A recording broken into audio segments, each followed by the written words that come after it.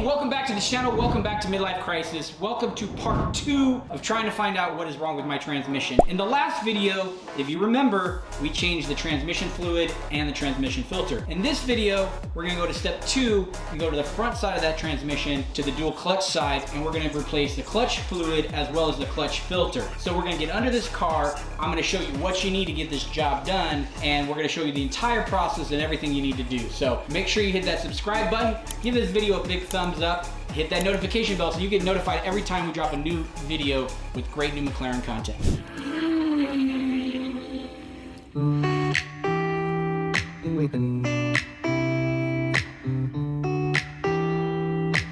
Before any of you say anything, dropping comments down below. I've already taken out the arch liners as well as the diffuser because you saw me do that in the last video, so I'm not gonna bore you with time lapse of me taking out 16 screws on each side and the diffuser and everything like that. Anyways, the diffuser is toast. Let me take you over and show you what the condition of the diffuser is, and we're gonna be getting a new one anyway, so I'll be rolling around for a little while without a diffuser as the new one is getting ordered and shipped. So you'll see my transmission hanging out of the back a little bit if I'm driving around town. So let me go show you what the old diffuser looks like and why we're getting the new one. Hold on. Idiot. All right. So this is crappy, greasy diffuser. So it was an Aero Republic. From the last video, you'll see it's all kinds of missing fins. It's cracked, it's road rash everywhere. I'm not so much worried about the road rash. The clear, the scratches, it's cracked. I've got all kinds of cracks in this. I got a new one of those. I went ahead and took out the camera, I took out the reverse light, I took out the, I don't know what you call them. I think they're kind of like little strakes to help push the wind in the aero into the brakes to cool the brakes down. All that's been removed. So if any of you guys want an old diffuser, come get it, because it's going to the dump. And to the dump. You guys can see the diffuser is off. I've got the reverse camera. We're not gonna have that for a while. That's all taken out. That'll go into the new diffuser. I've got the brake light removed as well. We're just gonna leave those hanging there, and we're gonna get into this bad boy. Before we jump in underneath the car, let me show you everything that we're gonna use in the dual clutch transmission fluid swap as well as the filter exchange on my McLaren 650S. All right, so here is everything you're gonna need in order to do the clutch filter exchange and filter exchange on your McLaren. Now, whether it's an MP4-12C, 650S, 675LT, any P11 chassis McLaren. I got my DCT filter and don't forget the O-ring from our boys over at Supercar Garage Atlanta, McMedics. So give them a follow on Instagram at Supercar Garage Atlanta. Thank you, Kevin. Thank you, Frank, for sending out this filter and O-ring so that we can do the filter swap out. And then just over on Amazon, got to get the clutch fluid. And specifically for McLaren, you need to use a I can't pronounce that. Penicillin FFL-4. I mean Pitocin FFL-4. And it's got a bunch of German doppelganger dual clutch transmission fluid. I think we're gonna use about 8 liters. Could use less, could use more. We'll find out. Hopefully I have enough, or I'm going to have to spend a little bit more money. These are quite expensive. I think I paid $32 a liter for these, so a couple $100 in fluid. The filter and the O-ring, I think it's like $130, $140, something like that. You know, let the guys over Supercar Garage Atlanta know that a Midlife Crisis sent you over. And so let's get started. The very first step before we do the DCT clutch fluid swap is we need to run the McLaren for 2 minutes at a fast idle of 2,000 RPMs. So we're gonna go ahead and get that cold start.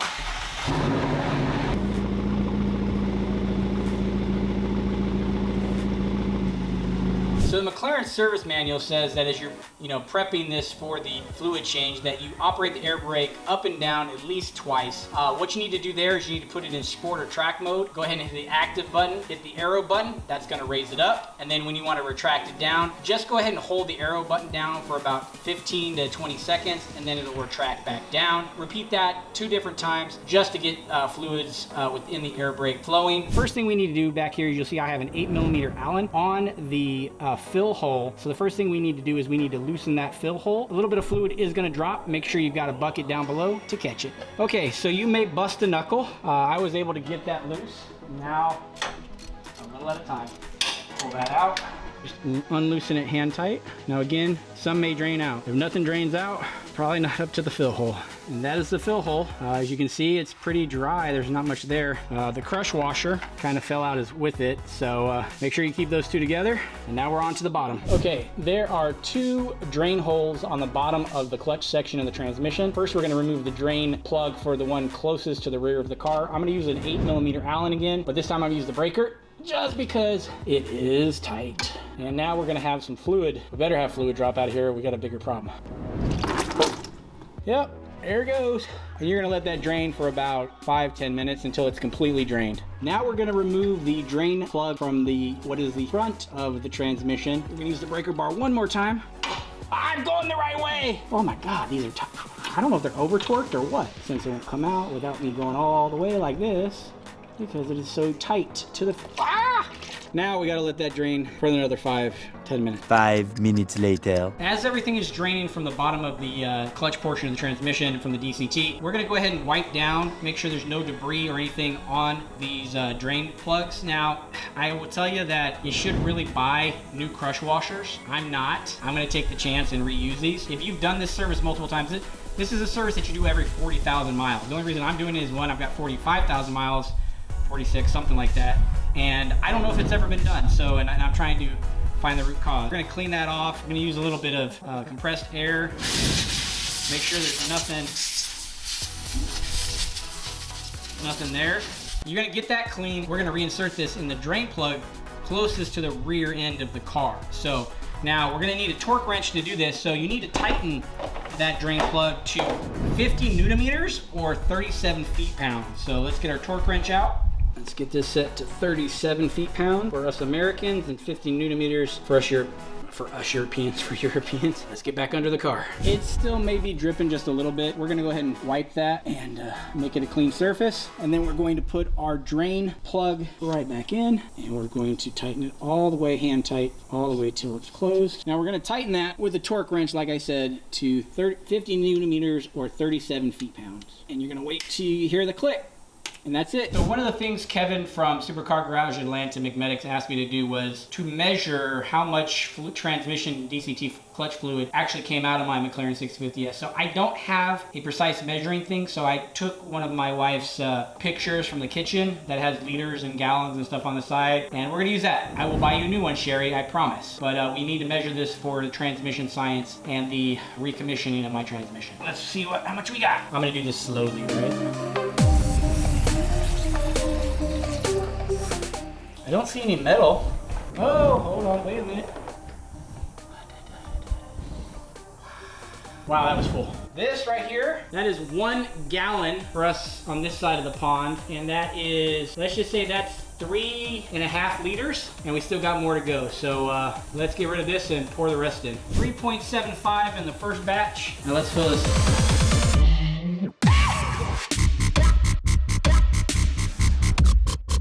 All right, let's see what we got here. That is exactly 3 liters, just under. So I would say altogether we have 6.75 liters, almost 7, not quite. So I will send that to Kevin from McMedics and see what he says. And were we just dramatically low? We're gonna be filling it back with 8, so if that was the case, I'm probably a liter and a half low, but I don't know any better, so let's find out. So let me text Kevin. Hey Kevin, just drained the DCT fluid, and I had, let's just say 6.75 liters. That came out. Is that enough, or was I low? The fluid looks clean, and I do not see any glitter or metal. Give me a call if you got time. Let's see if he calls back. What's going on, Kevin? So, did what you asked me to do. I drained out all of the clutch fluid. I had about 6.75 liters. And so well, that sounds a little low. Okay, so I'm wondering if that, what has been your experience with, 650s, 12Cs with low DCT fluid? Well, low fluid can cause air pockets in the system, and so as you get the higher RPMs, you're moving that fluid quickly, that's when it can really reveal itself. So you want to make sure you've got the proper fluid level. Now, do you think any possibility of that being a contributing factor to that hard shift we had, or? I'm hoping that's all it was. Okay. I'm standing by. I'm ready for the test drive. I appreciate everything you guys do for us, and thanks to Supercar Garage Atlanta, McMedics, especially you and Frank. Thank you guys for everything you do. All right, Craig. We'll talk to you soon. All right. Thanks a lot, Kevin. Have a good one. All right. So what I like to do before I put my fluids back in is I want to put them in a clean bucket. So I'm going to be using a fluid extractor to pull it out of this bucket and then kind of pump it into the fill on the McLaren clutch fill hole. So let's go ahead and get these the Pentosan FFL4 opened. And I'm gonna just fill it up with 4 liters right now.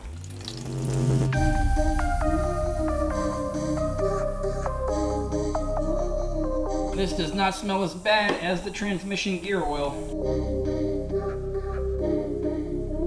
All right, let's load it up. All right, so you're gonna use a fluid extractor to take the new Pentosan fluid and get it filled up. So we're gonna take it out of the bucket.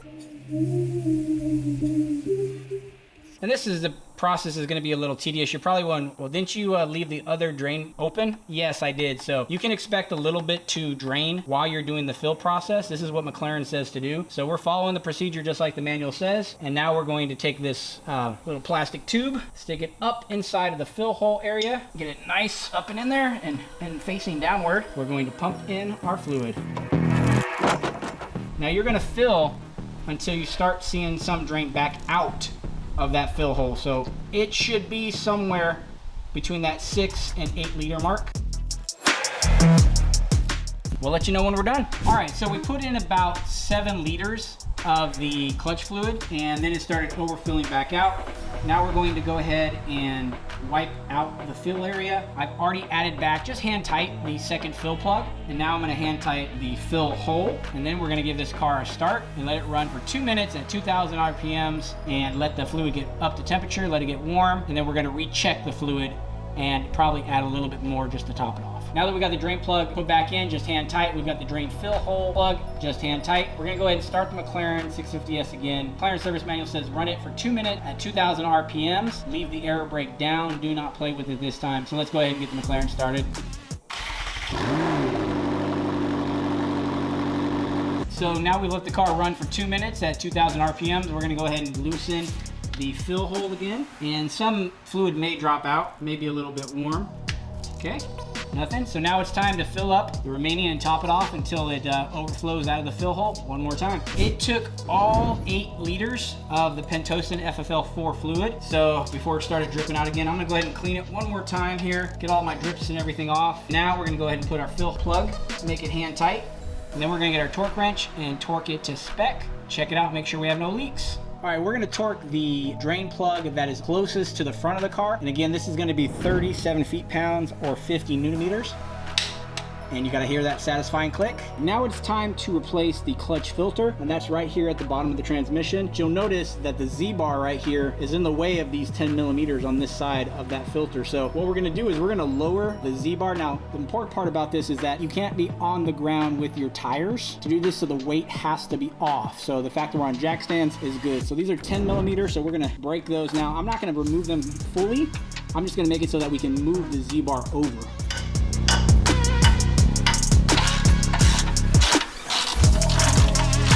You'll notice it's getting loose so that it can move around.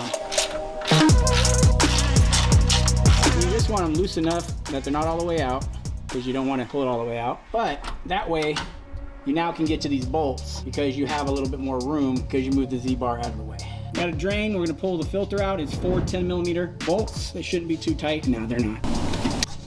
And that Z-bar just moves it right out of the way. I say that, and there we go.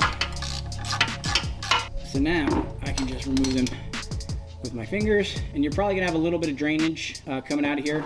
Follow McLaren's specification where we have already changed the fluid, but now we're changing the filter. Do not lose your bolts. So now we're gonna use a flat tip and we're gonna try to pry it down a little bit. So I say, you have to pry it off pretty hard with a flat tip. Now we're gonna pull the filter out. Ah, there it is. We're gonna drop that right there, and we're gonna go get our new filter. Here's the old filter. It's kind of black. I don't see any metal shards or anything like, you know, loose material or anything like that. So it just looks like a used filter. So here's our new one, nice and clean. But before we put that back in, we have this O-ring, which I don't recommend that you reuse. That's right here, this brown O-ring that's right here. So we're gonna go ahead and take the old one off. Just using a flat tip, pop that guy off. Here's our new one. And we're gonna fit that O-ring right around there. Make sure it's in the groove. Move that up a little bit. We're gonna clean this off. and get the filter reinstalled. So the filter, it's just a snap filter, so all you do is you press it right up inside and then you just push it right on and it'll hold itself on. We're gonna go ahead and clean the surface here before we put our top back on. Make sure that's nice in there. Now this can only go on a certain way. All right, you're gonna push that back on, line up your holes. And now we're gonna take our 410 mil and cinch it back down. Now you're gonna wanna do this in a cross pattern so that it cinches properly. When you tighten them, they're only gonna be 10 newton meters. I think that's like 7 feet-pounds of torque. Really pretty much is just hand tight. Again, we're gonna wanna do it in a cross pattern. Move the Z-bar out of the way. Pull the Z-bar back. Move the Z-bar. Get that tight. And then our last one. We got the filter in, got that snugged in. Now we gotta get the Z-bar back in. So again, 410 millimeters. And I'm gonna do these in a cross pattern as well. Doing each side. And get them hand tight.